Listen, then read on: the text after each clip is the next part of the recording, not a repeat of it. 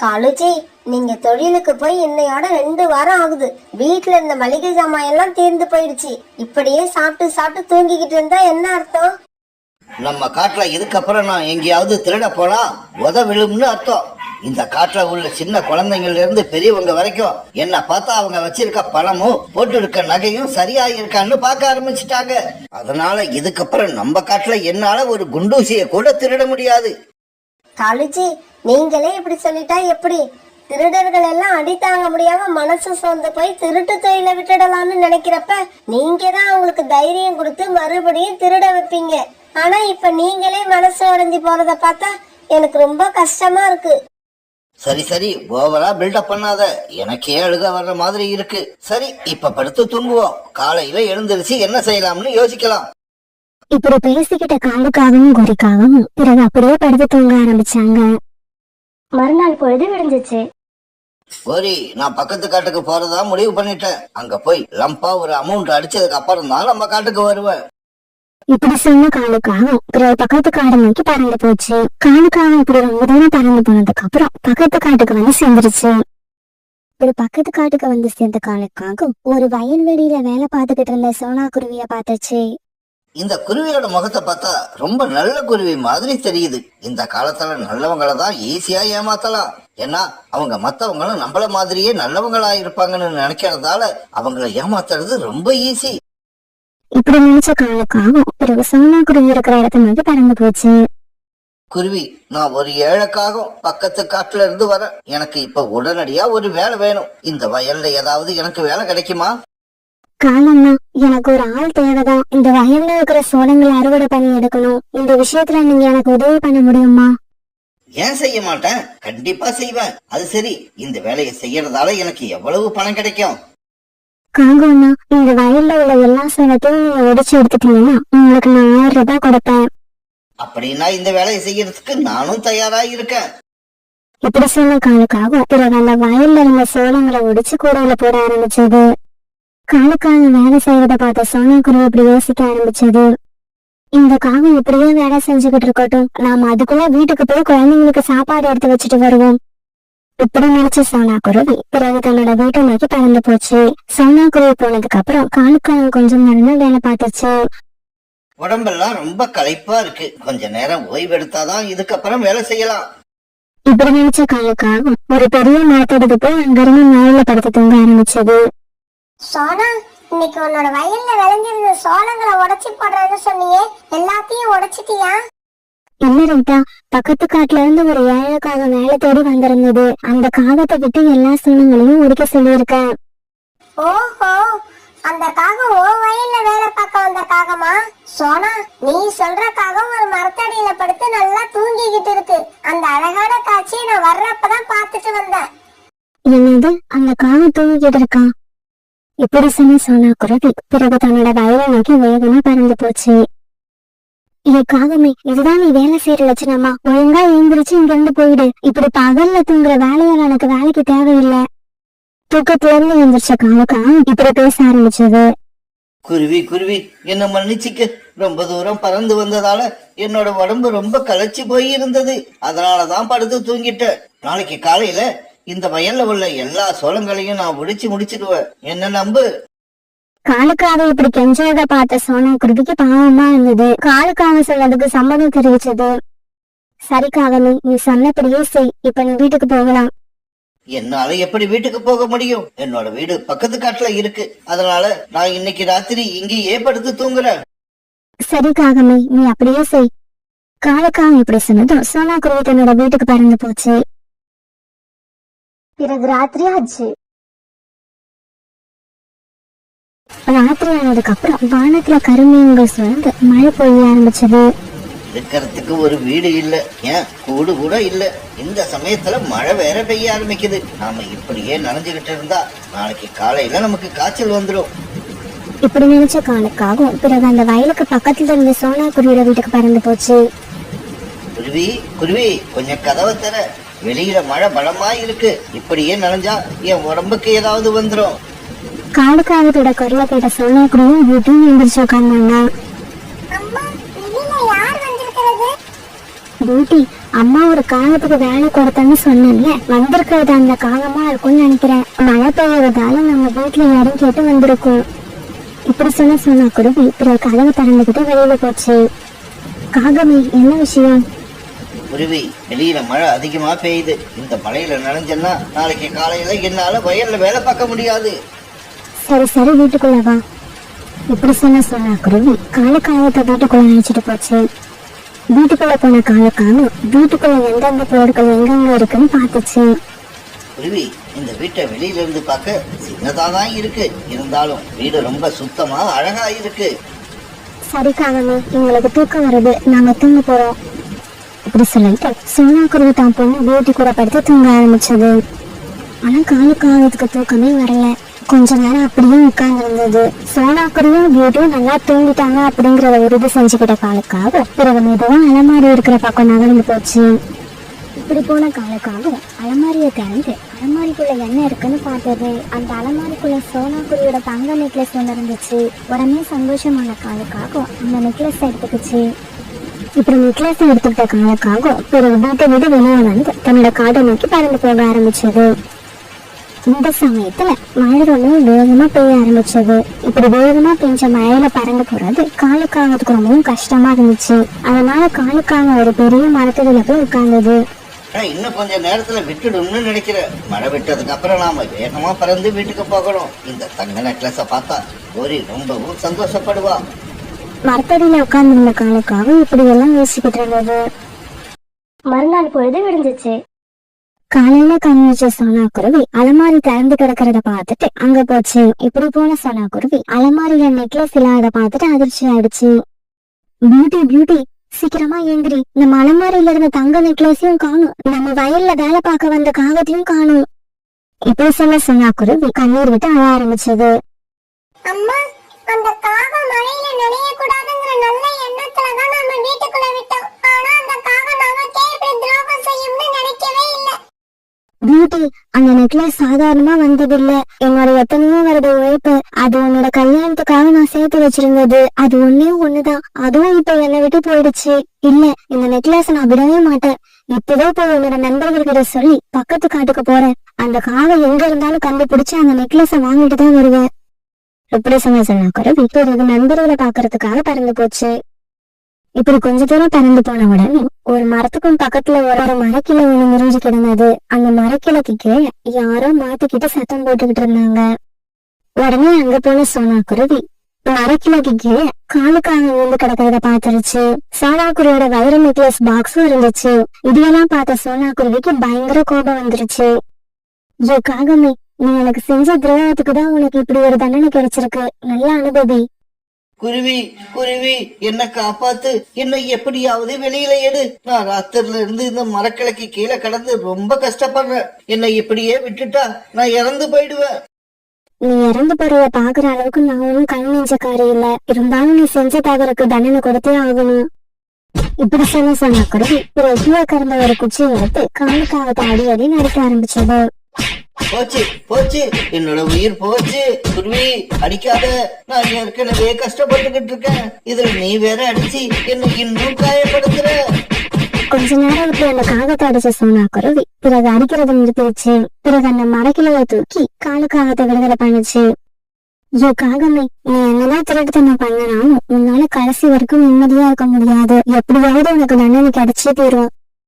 இப்படி சொன்னா குருவி பிறகு தன்னுடைய நெக்லஸ் பாக்ஸை எடுத்துக்கிட்டு அங்கிருந்து தன்னோட வீட்டை நோக்கி பறந்து போச்சு.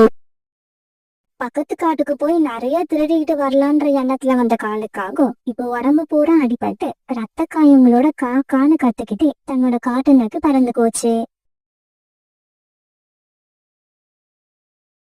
சூரியக்கா, என்ன உங்க முகம் ஏதோ குழப்பத்துல இருக்க மாதிரி இருக்கு? அத ஏன் கேக்குற சோனா? உனக்கே தெரியும், எனக்கு ஒரு பையன் ஒரு பொண்ணு. ஜக்கு சின்னவனா இருந்தாலும் பொறுப்பா இருக்கிறான். அவனை பத்தி எந்த பிரச்சனையும் இல்ல. மூத்தவ பிளாக்கி தான் எனக்கு பிரச்சனையே. எப்போ ஏதாவது சண்டை போட்டுக்கிட்டே இருக்கிறா. நாம எது சொன்னாலும் காதுல வாங்கிக்கவே மாட்டாங்கிறா. சாயங்காலம் லேட்டா வீட்டுக்கு வரா. ஏன் இவ்வளவு லேட்டுன்னு கேட்டா அதுக்கு ஒரு சண்டைய ஆரம்பிச்சிருவா. இவளை வச்சுக்கிட்டு எனக்கு என்ன பண்றதுன்னே தெரியல. கோரி அக்கா, பிளாக்கி தான் பெரிய பொண்ணு ஆயிட்டால, அதனால அவகிட்ட கோபமா பேசாதீங்க. அன்பா சொல்லுங்க, கேட்டுப்பா. சோனா, பிளாக்கி என் பேச்சு சுத்தமா மதிக்கிறதே இல்ல. கால அண்ணாவும் பிளாக்கிய கொஞ்சம் கூட கண்டுக்கிறது இல்லன்னு நினைக்கிறேன். முதல்ல கால அண்ணா ஒழுங்கா இருந்தாதானே மத்தவங்களுக்கு புத்தி சொல்ல முடியும். சோனா, ஒரு குடும்பத்துல அப்பா ஒழுங்கா இருந்தா அந்த குடும்பமே ஒழுங்கா இருக்கும். ஆனா என் குடும்பத்துல அப்படி இல்ல. வர்றது, சாப்பிடுறது, தூங்குறது, இதுதான் காலுவோட வேலையே. பசங்க கிட்ட என்ன ஏதுன்னு பேசுறதே கிடையாது. நான் மட்டும் தனியா கத்திக்கிட்டு கிடந்தா என்ன ஆக போகுது? நான் உணவு தேட போவேனா இல்ல பிளாக்கி கிட்ட மல்லு கட்டிக்கிட்டு நிப்பனா? நீயே சொல்லு. கோரி இப்படி தன்னோட மனசுல இருந்த ஆதங்கத்தை எல்லாம் சோனா கிட்ட கொட்டி தீர்த்துச்சு. இப்படி அவங்க பேசிக்கிட்டு இருந்ததால நேரம் போனதே தெரியல. அப்ப சாயங்காலம் ஆயிடுச்சு. சரி கோரி அக்கா, எனக்கு டைம் ஆயிடுச்சு, நான் கிளம்புறேன். நாளைக்கு உங்க வீட்டுக்கு வந்து பிளாக்கி கிட்ட பேசி பாக்குறேன். பிறகு கோரிக்காகவும் சோனா குருவியும் அவங்கவுங்க வீட்டுக்கு பறந்து போனாங்க. ஜக்கு, அக்கா இன்னும் வரலையா? இல்லம்மா, 2 பேரும் ஒன்னாதான் தண்ணி குடிக்க போனோம். தண்ணி குடிச்சிட்டு கொஞ்ச நேரம் பேசிக்கிட்டு இருந்தோம். சாயங்காலம் ஆயிடுச்சு, வா வீட்டுக்கு போலாம்னு கூட்டதுக்கு நான் லேட்டா வரேன், நீ போன்னு சொல்லிட்டா. ஜக்கு இப்படி சொல்லி முடிக்கிறப்ப காலுக்காகவும் அங்க வந்துச்சு. காலேஜி, தினமும் இப்படி தேவையில்லாம ஊர் சுத்திட்டு வரீங்கல்ல, இதுல காட்டுற அக்கறையில பாதியாவது நம்ம பொண்ணு மேல காட்டுங்க. ஆனா காலு இதுக்கு எந்த பதிலும் சொல்லாம கூட்டுல படுத்து தூங்கிடுச்சு. இந்த மாதிரி ஒரு புருஷனை வச்சுக்கிட்டு நான் என்ன செய்யறதுன்னே தெரியல. ஜக்கு, நீ வீட்லயே இரு, அம்மா போய் பிளாக்கி எங்கன்னு பாத்துட்டு வரேன். கோரி இப்படி சொல்லிட்டு கிளம்ப போறப்ப பிளாக்கியும் கூட்டுக்கு வந்துடுச்சு. பிளாக்கி, இருட்டவே ஆரம்பிச்சிடுச்சு. இது வரைக்கும் நீ வெளியில என்ன பண்ணிட்டு இருந்த? இதோ இந்த குட்டிச்சாத்தான் தான் என்ன பத்தி எதை சொல்லி இருக்குன்னு தெரியும். இதுக்காக தான் நான் இவன்ட்ட முக கொடுத்து பேசவே மாட்டேன். பிளாக்கி, இப்படி சொல்ல உனக்கு வெக்கமா இல்ல? ஜக்கு உன்னை விட சின்னவன் தான், இருந்தாலும் நீ அவனை பார்த்து கத்துக்க வேண்டியது நிறைய இருக்கு. அம்மா, எனக்கு யார பார்த்து எதையும் கத்துக்க வேண்டிய அவசியம் இல்ல. கொஞ்ச நேரம் பேசாம இருமா, எனக்கு நிறைய தூக்கம் வருது. இப்படி சொன்ன பிளாக்கி தன்னோட கூட்டுல படுத்து தூங்கிடுச்சு. பிறகு ராத்திரி ஆச்சு. கோரியும் ஜக்குவும் கூட பிறகு படுத்து தூங்கிட்டாங்க.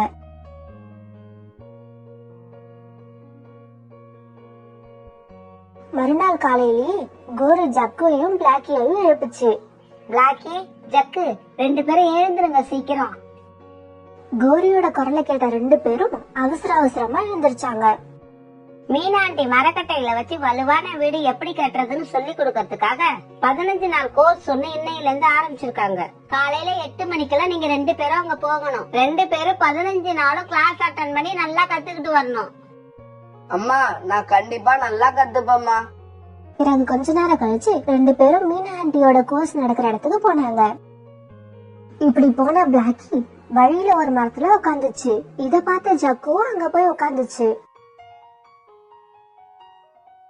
பிளாக்கி, இங்க ஏன் உக்காடுற? மீனாண்டியோட ஸ்கூலுக்கு இன்னும் கொஞ்சம் தூரம் போகணும். ஜக்கு, நான் வீடு கட்ட கத்துக்கவும் வேணாம், வீட்டை கட்டவும் வேணாம். உனக்கு கத்துக்கணும்னு அவசியம் இருந்தா நீ போய் கத்துக்க, என்ன கூப்பிடாத. அப்புறம் அம்மாவுக்கு தெரிஞ்சா திட்டுவாங்களே. எப்படி தெரியும்? நீ சொன்னாதானே தெரியும். நீ மட்டும் சொன்னு வச்சுக்க. பாக்கி இப்படி ஜக்குவ மாட்ட ஜக்கு எதுவும் பேசாம பறந்து ஸ்கூலுக்கு போச்சு.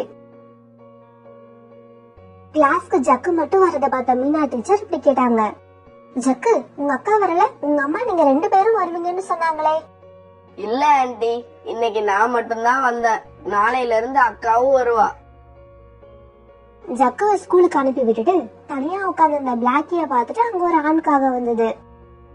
நான் எவ்வளவோ பெண் காகங்களை பாத்திருக்கேன், ஆனா உன்ன மாதிரி ஒரு அழகான காகத்தை பார்த்ததே இல்ல. நான் ரொம்ப அழகுன்னு எதை வச்சு சொல்றீங்க? நான் வேற வேலையா இந்த காட்டுக்கு வந்தேன், ஆனா உன் அழக பார்த்ததும் நான் எதுக்காக இங்க வந்தேன்னே மறந்து போச்சு. இத கேட்ட பிளாக்கி ரொம்ப வெக்கப்படுச்சு. என் பேர் கோலி, உன் பேரு என்னன்னு தெரிஞ்சுக்கலாமா?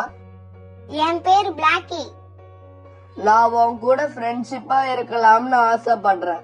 எனக்கு என்னோட காட்டுல பெரிய திராட்சை தோட்டம் இருக்கு, அப்புறம் நிறைய வயல்களும் இருக்கு.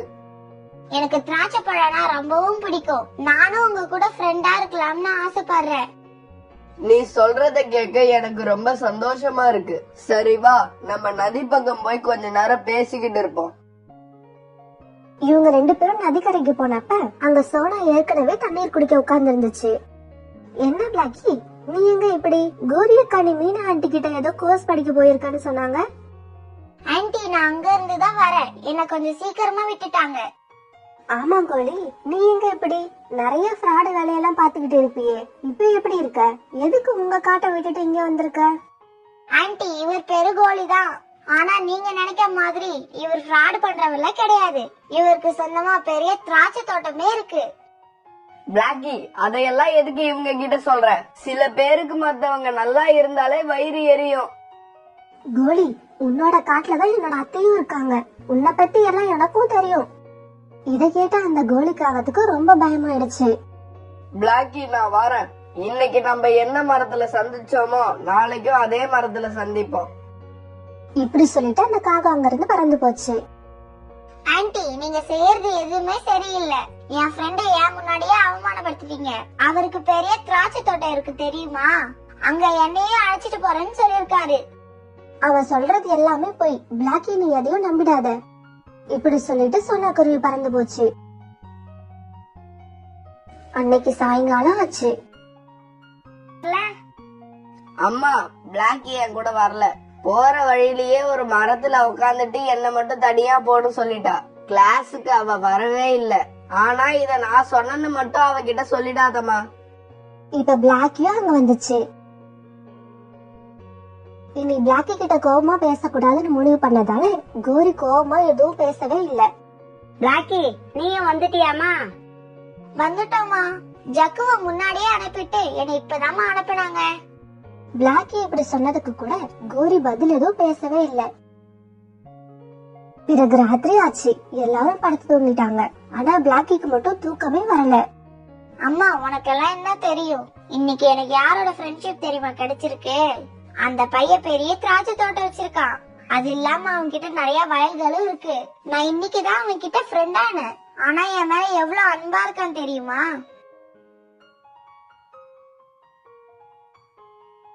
சரி, நேத்து மாதிரியே மீனா ஆண்டி கிளாஸ் அட்டென்ட் பண்ணிட்டு 2 பேரும் சீக்கிரமா வாங்க. கோரி இப்படி சொல்ல ஜக்குவும் பிளாக்கியும் பறந்து போனாங்க. இப்படி பறந்து போன பிளாக்கி வழியில நேத்து உட்கார்ந்து அதே மரத்துல போய் உட்காந்துச்சு. பிளாக்கி, நீ இன்னைக்கு வரமாட்டியா? இன்னைக்கு என்னோட ஃப்ரெண்ட மீட் பண்ண போறேன். அவரை பார்த்துட்டு அப்புறமா கிளாஸ்க்கு வரேன். சரி சரி, நான் போறேன். நீ சீக்கிரமா வந்து சேரு. இப்படி சொல்லிட்டு ஜக்கு பறந்து போச்சு. கோரி அக்கா, நேத்து நதி பக்கம் போயிருந்தேன். அப்ப உங்க பொண்ணு பிளாக்கி பக்கத்து காட்டுல இருக்கிற ஒரு பையன் கூட அங்க வந்தா. என்னோட அக்கா வீடு அந்த காட்டுல இருக்கிறதால எனக்கு அவனை பத்தி கொஞ்சம் நல்லாவே தெரியும். அவன் பெரிய ஃப்ராடு. பிளாக்கி என்னடானா அவனை என்னோட ஃப்ரெண்டுன்னு சொல்றா. சோனா, நான் இப்ப பிளாக்கி கிட்ட எதுவும் கோவமா பேசுறதே இல்ல. ஏன்னா மலை பக்கம் உள்ள காட்டுல என் தம்பி குடும்பம் ஒண்ணு இருக்கு. அவனோட பையனுக்கு இவளை எப்படியாவது கல்யாணம் பண்ணி கொடுத்துடலான்னு பாக்குறேன். அப்படி கல்யாணம் பண்ணி கொடுத்துட்டேன்னா அதுக்கப்புறம் எனக்கு எந்த பிரச்சனையும் இல்ல. கோரி அக்கா, நீங்க இப்படி ஒரு யோசனை வச்சிருந்தா அதை சீக்கிரமா செய்யுங்க. அப்புறம் கல்யாணம் வரைக்கும் பிளாக்கிய எங்கேயுமே வெளியில அனுப்பாதீங்க. சோனா, அப்படின்னா நாளைக்கே என் தம்பி வீட்டுக்கு போய் நான் பேசிட்டு வந்துடுறேன். அப்புறம் இந்த கல்யாணம் வரைக்கும் பிளாக்கிய கொஞ்சம் கவனிச்சுக்கிட்டே இரு சோனா. அக்கா, நீங்க பிளாக்கிய பத்தி கவலைப்படாம கல்யாண வேலைய பாருங்க. பிளாக்கிய நான் பாத்துக்கிறேன். பிளாக்கியோ அங்க தன்னோட ஃப்ரெண்டு கோலியை எதிர்பார்த்து காத்துக்கிட்டு இருந்துச்சு. கோலி, நீ எப்ப உனக்கு திராட்சை தோட்டம் இருக்குன்னு சொன்னியோ அப்பையில இருந்து எனக்கு தூக்கமே இல்ல. சீக்கிரம் வா, வந்து என்ன உன்னோட திராட்சை தோட்டத்துக்கு அழைச்சிட்டு போ. பிளாக்கி இப்படி நினைச்சுக்கிட்டு இருக்கும் போதே கோலியும் அங்க வந்துடுச்சு. பிளாக்கி, நேத்து அந்த ஆன்டி சொன்னத உண்மைன்னு நம்பி நீ எங்க வரமாட்டியோன்னு நினைச்ச. நல்ல வேலை நீ வந்துட்ட. நல்ல வசதியா இருக்கவங்களை கண்டா யாருக்குமே வயிற்றெரிச்சல் வரதா செய்யும். சரி, அதை விடு, வா நம்ம திராட்சை தோட்டத்துக்கு போகலாம். பிளாக்கி திடீர்னு இப்படி சொன்ன உடனே கோலிக்கு என்ன சொல்லி சமாளிக்கிறதுனே தெரியல. கடைசியா இப்படி பேச ஆரம்பிச்சான். பிளாக்கி, நான் என்னோட திராட்சை தோட்டத்துக்கு உன்னை ஃப்ரெண்டா அழைச்சுக்கிட்டு போக ஆசைப்படல. உன்னை ஒரு சொந்தமா அழைச்சுக்கிட்டு போக தான் ஆசைப்படுறேன்.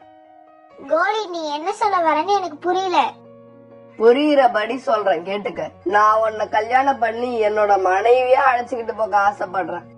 இத கேட்ட பிளாக்கி ரொம்ப வெக்கப்படுச்சு. நம்ம கல்யாணத்துக்கு எப்படியும் எங்க அம்மா ஒத்துக்க மாட்டாங்க. அப்படி ஒத்துக்கலன்னா என்ன பண்றது? ஒத்துக்கலன்னா அதுக்காக என்ன பண்ண முடியும்? நாம ஓடி போய் கல்யாணம் பண்ணிக்கலாம். உனக்கு திராட்சை தோட்டம் மட்டும் தான் இருக்கா, இல்ல இன்னும் வேற ஏதாவது தோட்டம் இருக்கா? என்னோட வயல்களுக்கு இடையில மாமரம், கொய்யா மரம், சப்போட்டா மரம், இப்படி பல மரங்கள் இருக்கு.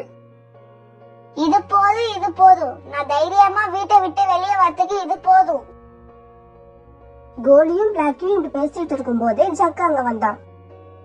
பிளாக்கி, நீ காலையில இருந்து இங்கதான் இருக்கியா? காலையில என்னமோ நீ போ நான் பின்னாடியே வரேன்னு சொன்ன. ஆமா, இது யாரு உன் கூட இருக்கிறது? ஜக்கு, நான் இன்னைக்கே கிளாஸ் வரலன்னு அம்மா கிட்ட சொல்லிடாத. பிளாக்கி, அப்ப நான் கிளம்புறேன். என்னோட திராட்சை தோட்டத்துல எனக்கு நிறைய வேலை இருக்கு. இப்படி சொன்ன கோலி அங்கிருந்து வேகமா பறந்து போச்சு. அப்புறம் பிளாக்கியும் ஜக்குவும் தங்களோட வீட்டுக்கு போனாங்க. பிளாக்கி, ஜக்கு, 2 பேரும் வந்துட்டீங்களா? மரக்கட்டைகளை வச்சு எப்படி வீடு கட்டுறதுன்னு இப்ப ஓரளவுக்கு நீங்க 2 பேரும் தெரிஞ்சுக்கிட்டு இருப்பீங்கன்னு நினைக்கிறேன். அம்மா, நான் உன்கிட்ட எதையும் மறைக்க விரும்பல. பிளாக்கி நேத்து மாதிரியே கிளாஸுக்கு இன்னைக்கும் வரல. போற வழியில யாருன்னே தெரியாத ஒரு பையன் கூட உட்காந்து பேசிக்கிட்டு இருக்கா. பிளாக்கி, நீ என்ன சின்ன குழந்தையா? நல்லது எது கெட்டது எதுன்னு உனக்கு தெரியாது? ஏற்கனவே உங்க அப்பாவால எனக்கு பாதி உயிர் போயிடுச்சு. மீதி உயிர் எடுக்க நீ வந்திருக்க போல இருக்கு. யாரடி அவன்? நீ எதுக்கு அவன் கூட பேசுற? அம்மா, அந்த பையன் பக்கத்து காட்டை சேர்ந்தவன் தான். அவனுக்கு நிறைய வயல்களும் திராட்சை தோட்டமும் இருக்கு. பிளாக்கி, அந்த பையனுக்கு சொந்தமா திராட்சை தோட்டம் இருக்கா? உண்மையாவா சொல்ற? ஆமாப்பா, திராட்சை தோட்டம் மட்டும் இல்ல, இன்னும் நிறைய வகை வகையான பழமரங்கள்லாம் இருக்கு. அம்மா, அவன் என்ன கல்யாணம் பண்ணிக்க ஆசைப்படுறான். அந்த திராட்சை தோட்டத்துல பாதி எனக்கே தரேன்னு சொல்லிருக்கான். பிளாக்கி, நான் சொல்றத கேளு. சோனா ஆண்டியோட அக்காவும் அந்த காட்டுலதான் இருக்காங்க. அவங்களுக்கு அவனை பத்தி ரொம்ப நல்லா தெரியும். அவன் ஒரு பக்கா ஃப்ராடா. உன்ன மாதிரி பொண்ணுங்களை கல்யாணம் பண்ணி அழைச்சிட்டு போய் வேலைக்காரி மாதிரி நடத்தி அவங்களோட வாழ்க்கையே அழிச்சிருவானா. இந்த மாதிரி ஒரு ஃப்ராடுக்கு உன்னை ஒரு நாளும் நான் கல்யாணம் பண்ணி கொடுக்க மாட்டேன். அம்மா, சோனா ஆண்டிய பத்தி இப்பவாவது புரிஞ்சுக்கோங்க. எனக்கு பணக்கார மாப்பிள்ளைய கிடைச்சது பார்த்து அவங்களுக்கு வயிறு எல்லாம் எரியுது. அதனாலதான் இப்படி எல்லாம் பேசுறாங்க. பிளாக்கி, அது எப்படி வேணாலும் இருந்துட்டு போகட்டும். இதுக்கப்புறம் நீ அந்த பையனை பார்க்கவும் கூடாது, பேசவும் கூடாது. பிறகு ராத்திரி ஆச்சு. எல்லாரும் படுத்து தூங்கிட்டாங்க. பிளாக்கிக்கு மட்டும் தூக்கமே வரல. ராத்திரி பூரா அந்த கோலி காகத்தை பத்தி நினைச்சுக்கிட்டே இருந்துச்சு.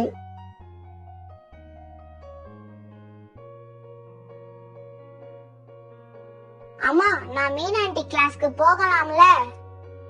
போ போ, இன்னைக்கு நீ கிளாஸ்க்கு போறியா இல்லையான்னு பார்க்க நானும் உன் பின்னாடியே வருவேன். கோரி இப்படி சொன்னதால பிளாக்கியும் ஜக்கு கூட நேரா கிளாஸ்க்கு போச்சு. பிளாக்கி கிட்ட இப்படி சொல்லி அனுப்பின கோரிக்காகவும் காலுக்காக அழைச்சிட்டு தன்னோட தம்பி வீட்டுக்கு போச்சு. ஏய் தம்பி, போன தடவை உன்னை பார்க்க வந்தப்ப உடஞ்சி போன கூட்டுல இருந்த, இப்ப அழகான வீட்டுல இருக்க. எப்படி அது? அக்கா, என்னைக்கு என் பையன் வேலைக்கு போக ஆரம்பிச்சானோ அன்னையில இருந்து எங்களை பிடிச்ச வறுமை எல்லாம் போயிடுச்சு.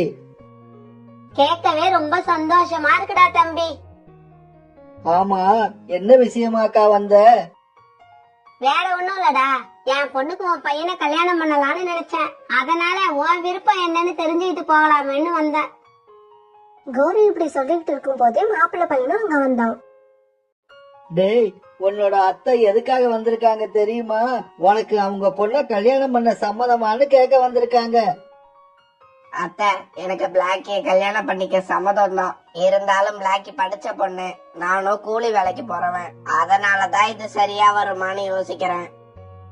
டேய், உன்ன மாதிரி பொறுப்பான பையன் கிடைக்க என் பொண்ணு கொடுத்து வச்சிருக்கணும். டேய் தம்பி, நாளைக்கு காலையில உன் பையனை அழைச்சிட்டு வீட்டுக்கு வந்துரு. நாளைக்கே உங்க 2 பேருக்கும் கல்யாணம். இப்படி சொல்லிட்டு தம்பி வீட்டை விட்டு கிளம்பின கோரி காலுவ வீட்டுக்கு அனுப்பிட்டு நேரா சோனா வீட்டுக்கு போச்சு. என்ன கோரி அக்கா, பிளாக்கி கல்யாண விஷயம் என்ன ஆச்சு? எல்லாம் பேசி முடிச்சாச்சு சோனா. நாளைக்கு என் தம்பி பையன் வந்து என் பொண்ண கல்யாணம் பண்ணி அழைச்சிட்டு போறேன்னு சொல்லிட்டான். இப்பதான் எனக்கு மனசு நிம்மதியா இருக்கு. ஆமா, பிளாக்கி இப்ப எங்க இருக்கா? வீட்டுல தானே? இல்ல சோனா, அவளை ஜக்கு கூட மீனாவோட கிளாஸ்க்கு அனுப்பியிருக்கா. இப்ப கூட நேரா அங்க போலான்னு தான் நினைச்சேன். அப்புறம் உன்னை பார்த்து கல்யாணம் நிச்சயமான செய்தியை சொல்லிட்டு போலான்னு இங்க வந்தா. சரி, நானும் வரேன் பிளாக்கிய பாக்க. இப்ப கௌரிக்காக்கும் கூட சோனா குருவும் சேர்ந்து பிளாக்கிய பாக்க மீனா நடத்துற கிளாஸ்க்கு போனாங்க. மீனா டீச்சர், பிளாக்கி இன்னைக்கு கிளாஸ்க்கு வந்தாளா? இன்னைக்குதான் ஃபர்ஸ்ட் டைமா கிளாஸ்க்கு வந்தா. வந்த உடனே அவளுக்கு தண்ணி தாகம் வந்துடுச்சு. தண்ணி குடிச்சிட்டு வரன்னு போனவ இன்னும் வரல. நாளையில இருந்து அவ வந்தா கூடவே ஒரு வாட்டர் பாட்டிலும் கொடுத்து விடுங்க. பிளாக்கி கிளாஸ்ல இல்லைன்னு தெரிஞ்ச உடனே பயந்து போன கோரிக்காகவும் சோனா கூட சேர்ந்து பிளாக்கிய தேட ஆரம்பிச்சது.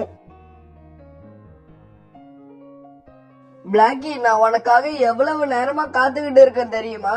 நீ கொஞ்சம் கூட கவலையே இல்லாம இவ்வளவு லேட்டா வர. நான் எவ்வளவு கஷ்டப்பட்டு தெரியுமா இங்க வரேன். என்னை எங்கேயும் வெளியில போக கூடாதுன்னு சொல்லிட்டாங்க. நான் கிளாஸ்ல தண்ணி குடிச்சிட்டு வரேன்னு சொல்லிட்டு இப்ப இங்க வந்திருக்கேன். சரி, உங்க வீட்ல நம்ம கல்யாணத்தை பத்தி பேசனியா? பேசினேன். எங்க அம்மா இந்த கல்யாணத்துக்கு ஒத்துக்கவே இல்ல. அதுக்கு காரணமே சோனா ஆண்டி தான். உனக்கு திராட்சை தோட்டமும் இல்லையா, எந்த வேலையும் இல்லையா, ஏமாந்த பொண்ணுங்களை கல்யாணம் பண்ணி அழைச்சிட்டு வந்து அவங்கள உணவு தேட சொல்லி நீ உட்கார்ந்து சாப்பிடுறியா? இத கேட்ட உடனே பயந்து போன கோலிக்காகவும் யாராவது நம்மள பாக்குறாங்களான்னு சுத்தியும் முத்தியும் பாத்துச்சு. பிளாக்கி, இதுக்கு மேல நம்ம லேட் பண்ண கூடாது. இன்னைக்கு ராத்திரி 12 மணிக்கு நான் உங்க கூட்டுக்கு வரேன். நான் வந்த உடனே என் கூட வந்துடு. உன் கூட வந்துட்டா அப்புறம் என் குடும்பம்? பிளாக்கி, நம்ம காதலுக்கு முன்னால குடும்பம்லாம் ஒரு விஷயமே கிடையாது. அதையெல்லாம் அப்புறம் பாத்துக்கலாம். இப்படி சொன்ன கோலி அந்த இடத்த விட்டு பறந்து போச்சு. இவங்க பேசுனது எல்லாம் ஒரு மரத்துக்கு பின்னால சோனா கூட ஒளிஞ்சு நின்னு கேட்ட கோரிக்காகவும் துக்கம் தாங்காம அழுதுச்சு. கோரி அக்கா, இப்ப பிளாக்கிக்கு நம்ம எது சொன்னாலும் புரியாது. அவ வழியில போய் தான் அவளை மாத்தணும். அதனால நீங்க தைரியமா வீட்டுக்கு போங்க. பிளாக்கியோட மனசு மாத்தி அவளை உங்க பொண்ணா கொண்டு வந்து உங்ககிட்ட ஒப்படைக்கிறேன். சோனா, என் பொண்ணு என்னை விட்டுட்டு போயிட மாட்டாள்ல? கண்டிப்பா போக மாட்டா, என்ன நம்புங்க. இத கேட்ட கோரிக்காவ வீட்டுக்கு கிளம்ப சோனா பிளாக்கி கிட்ட போச்சு. என்ன பிளாக்கி இங்க உட்கார்ந்துருக்க? சோனாவை பார்த்த உடனே பிளாக்கி கோபத்துல முகத்தை திருப்பிக்கிச்சு. பிளாக்கி, உனக்கு ஒரு சந்தோஷமான செய்தி சொல்லதான் ஆண்டி இப்ப வந்திருக்க. இத கேட்ட உடனே ஆச்சரியமான பிளாக்கி சோனாவை பார்த்து இப்படி கேட்டுச்சு. சந்தோஷமான செய்தியா? அது என்னது? உன்னோட ஃப்ரெண்டு கோலி பத்தி நான் சொன்னதெல்லாம் உண்மை இல்ல போல இருக்கு. இத கேட்ட பிளாக்கி உண்மையிலேயே ரொம்ப சந்தோஷமாயிடுச்சு. ஆண்டி, இப்பயாவது உண்மையை தெரிஞ்சுக்கிட்டீங்க, ரொம்ப சந்தோஷம். ஆமா, இதை எப்படி கண்டுபிடிச்சீங்க? அந்த காட்டுல கோலின்னு 2 காகங்கள் இருக்கும். அதனால வந்த பிரச்சனை தான் இது. பிளாக்கி, நீ கவலைப்படாத. உங்க அம்மா கிட்ட சொல்லி உங்க கல்யாணத்தை நானே நடத்தி வைக்கிறேன். சோனா இப்படி தனக்கு ஆதரவா மாறினதை பார்த்த பிளாக்கிக்கு ரொம்ப மகிழ்ச்சி. ஆண்டி, ஆனா இந்த கல்யாணத்துக்கு அம்மா ஒத்துக்க மாட்டாங்கன்னு நினைச்சு இன்னைக்கு ராத்திரி நானும் கோலியும் ஓடி போய் கல்யாணம் பண்ணிக்கலாம்னு முடிவு பண்ணிட்டோமே. இப்ப என்ன பண்றது? அப்படியா? இது ஒண்ணும் தப்பே இல்லடி பிளாக்கி. கோரி அக்கா ஒத்துக்க மாட்டாங்கன்னு தானே இப்படி ஒரு முடிவு எடுத்தீங்க. இதுக்கப்புறம் உங்க அம்மாவை ஒத்துக்க வைக்க வேண்டியது என் பொறுப்பு. ஆண்டி, ஆனா இன்னைக்கு ராத்திரி கோலி என்ன கூப்பிட வந்துருவானே. எதை பத்தியும் நீ கவலைப்படாத. இப்ப நான் கோலி இருக்கிற காட்டுக்கு தான் போறேன்.